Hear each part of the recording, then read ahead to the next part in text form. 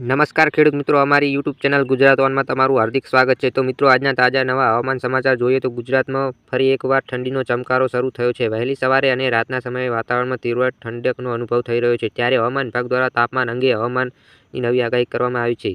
આગામી 7 દિવસ સુધી હવામાનમાં કોઈ ફેરફાર નહીં થાય, તાપમાન અને વાતાવરણ યથાવત રહેશે। આજે કચ્છનું નલિયા સૌથી રાજ્યમાં ઠંડુ શહેર બન્યું હતું। નલિયામાં આજે 10 ડિગ્રી તાપમાન નોંધાયું હતું। હવામાન વિભાગની આગાહી પ્રમાણે આગામી 7 દિવસ હવામાનમાં કોઈ ફેરફાર નહીં થાય, વાતાવરણ અને તાપમાન યથાવત રહેશે। રાજ્યમાં ઉત્તર પૂર્વથી પવનો ફૂંકાઈ રહ્યા છે। અમદાવાદમાં લઘુત્તમ તાપમાન 14 ડિગ્રી સુધી રહેશે, જ્યારે કચ્છના નલિયામાં સૌથી ઓછું 10 ડિગ્રી તાપમાન નોંધાયું છે। કચ્છ અને સૌરાષ્ટ્રમાં સામાન્યથી નીચું તાપમાન નોંધાયું છે। મોટાભાગના શહેરોમાં તાપમાન 15 ડિગ્રી આસપાસ નોંધાયું છે। રાજ્યમાં 23 ડિસેમ્બર આસપાસ હજુ ઠંડી યથાવત રહેશે। ત્યારબાદ 30 ડિસેમ્બર પછી 8 થીજવતી ઠંડીનો અનુભવ થશે। વહેલી સવાર અને રાત્રે ઠંડીનો ચમકારો અનુભવાઈ રહ્યો છે, જેના કારણે લોકો ગરમ કપડામાં લપેટાઈ રહ્યા છે।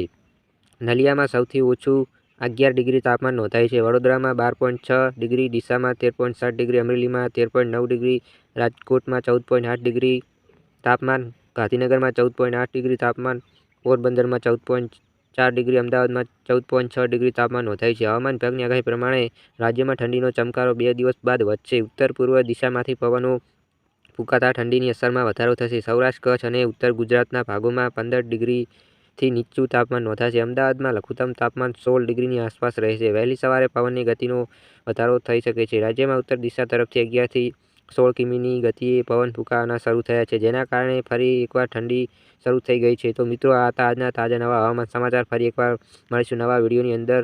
વિડીયો જોવા માટે ધન્યવાદ।